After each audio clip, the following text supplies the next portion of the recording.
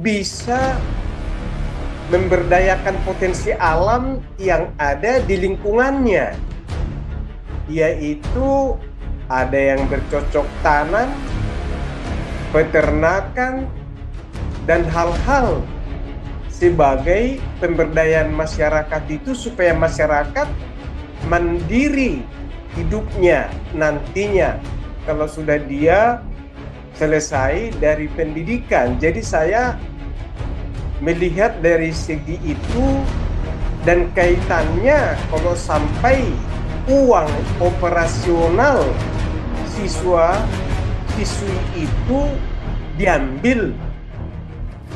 Jadi menurut saya segera itu harus diminta dikembalikan supaya memang pendidikan di sana atau hidup daripada insan manusia dimanusiakan di sana. Dukung, bila perlu jemput bola. Jangan seperti ini seolah-olah kebakaran jenggot semua, menjadi ada kepura-puraan, berpura-pura. Ini yang menjadi miris di hati saya sebagai pendidik, karena menyangkut lembaga pendidikan. Kemudian seharusnya sudah ada diteliti lebih dulu kebenaran laporan itu, sejauh mana itu di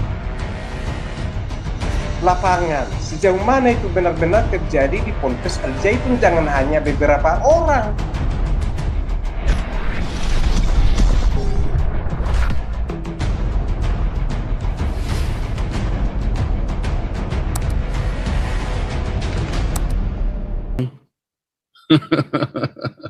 Ini ada Oppo A7. Oppo A7.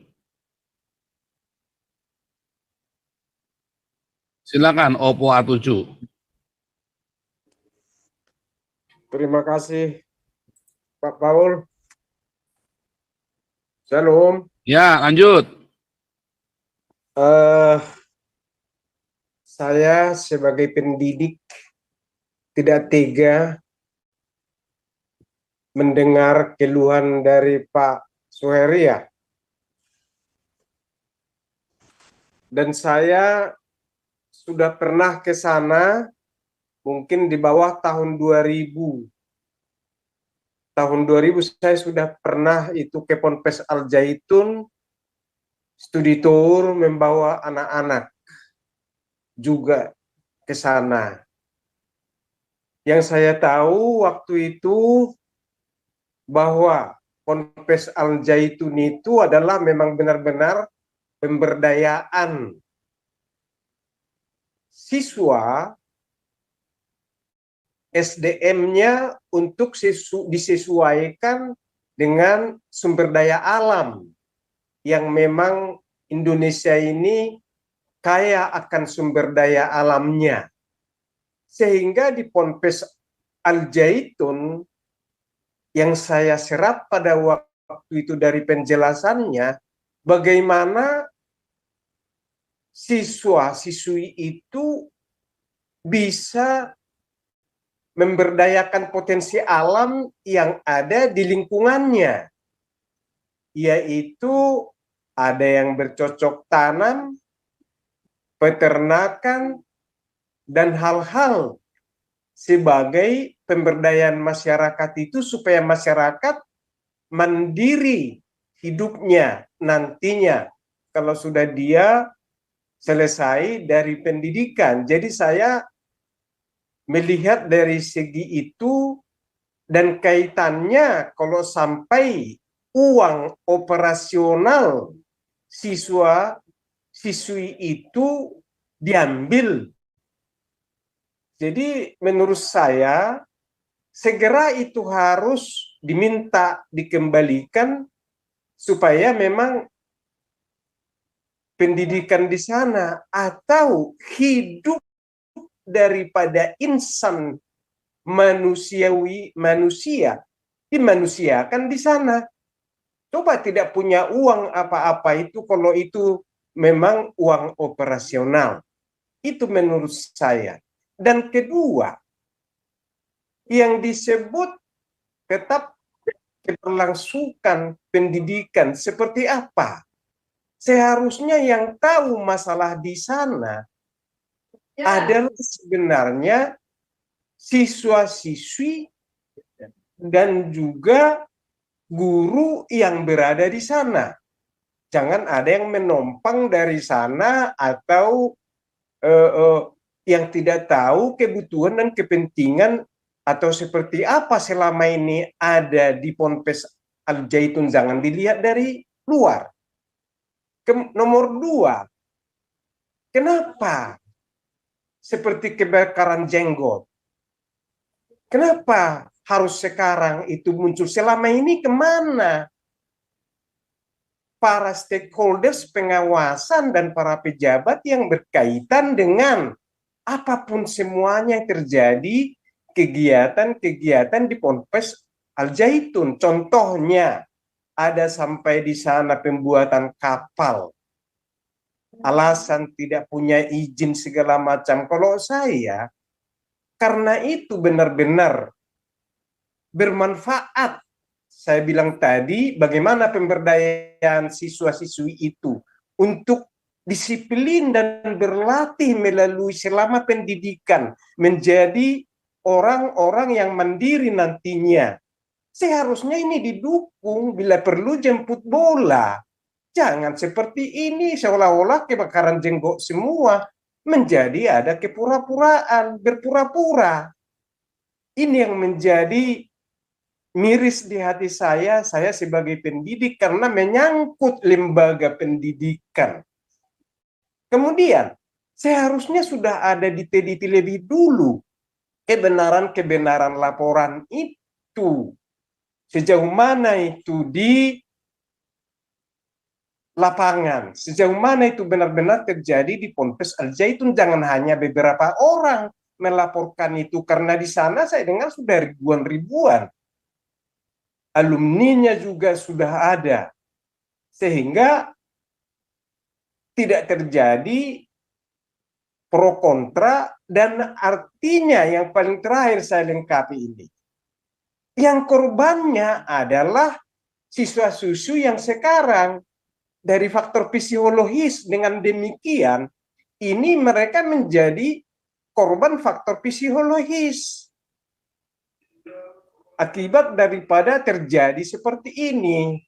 Karena image manusia sekarang, orang-orang sekarang, karena di framing itu dengan beberapa kejorokan yang belum tentu, atau kesalahan-kesalahan sampai macam-macam dari sana, itu saya tidak tega saya mengeluarkan kata-kata yang tendensius di sana, artinya kotor dari sana, padahal Ponpes, padahal lembaga pendidikan. Sangat miris saya sebagai pendidik mendengar itu.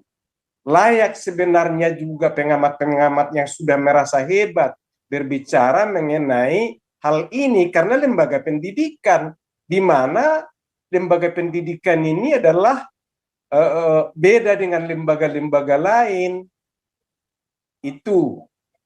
Dan yang saya lengkapi, memang sekarang ini ada undang-undang tentang yayasan, di mana ada salah satu pasal di situ menyatakan apabila terjadi konflik di antara yayasan itu atau pemiliknya, itu bisa diambil alih pemerintah. Contoh Trisakti, ya, lembaga-lembaga yayasan bisa diambil alih pemerintah dan pengelolaannya diserahkan kepada yayasan yang sama atau kegiatannya sama. Itu mungkin kesempatan yang mungkin dipakai untuk yayasan itu, walaupun yayasan itu adalah bukan berbasis anggota atau milik pribadi dalam pengertian saya, sesuai dengan Undang-Undang nomor 17 tahun 2013 tentang Ormas yang diperbaharui dengan Perpu nomor 2 tahun 2017. Nah, ini mungkin ada peluang, chance untuk itu. Jadi melalui kesempatan ini saya mau bilang yang punya yayasan yaitu memang harus hati-hati. Makanya perguruan tinggi sudah harus menjadi PT. Nggak tahu apakah sekolah-sekolah seperti SMA mungkin akan berentet, bisa terjadi konflik-konflik dan mungkin bisa asetnya diambil alih oleh pemerintah dan diserahkan kepada yayasan yang sama. Kira-kira begitu yang bisa saya paparkan. Saya dengan penuh keterbatasan hanya itu yang bisa saya katakan, tapi miris hati saya. Bukan hanya air mata mungkin yang melihat, karena itu adalah lembaga pendidikan yang sudah diperjuangkan puluhan tahun. Dan saya pernah melihat ke sana, dan ada kagum saya itu. Memang benar di sana ada hotel juga. Tapi saya tanya waktu itu, karena memang saya juga curiga dengan istilah hotel, di mana mereka bilang, Hotel Oppo, saya potong, bukan hotel itu, Wisma itu. iya, Wisma apapun namanya, itu untuk tempat menginap karena jauh dari kota, tempat menginap orang tua murid yang datang berkunjung ke melihat anaknya atau rindu dengan anaknya. Dan saya tahu Ponpes itu adalah besar dan di situ bukan orang-orang sembarang, artinya orang-orang menengah ke atas yang ada di Ponpes itu, yang sekolah di situ, yang waktu itu saya tahu. Begitu sama saya, dari saya mengenai tadi yang dibilang Pak Suheri, saya sebagai Ketua Umum FKS Fajar Keadilan Sejahtera berjejaring sudah ada MOU dengan Ketua Umum Galarua Santi Amer. Dalam segi hukumnya saya juga setuju apa yang dibilang Pak Fauzan, supaya itu segera dilaporkan untuk memohon biaya operasional daripada pendidikan di Ponpes Al Zaitun segera dipenuhi atau dikembalikan kalau memang itu diambil. Biaya operasional itu sampai biaya operasional harian sangat dibutuhkan. Biaya makan juga kalau sampai diambil, coba kita bayangkan. Itu harapan saya. Tapi tetap saya berharap untuk kita semua, maaf ini Pastor Paul, ya, dengan doa pasti ada solusi, karena tidak ada yang mustahil, tiada yang mustahil bagi Tuhan kita. Mujizatnya selalu nyata bagi orang mengimani dan percaya bahwa doa itu adalah punya kekuatan yang maksimal bagi orang kita yang mengimani. Terima kasih. Shalom.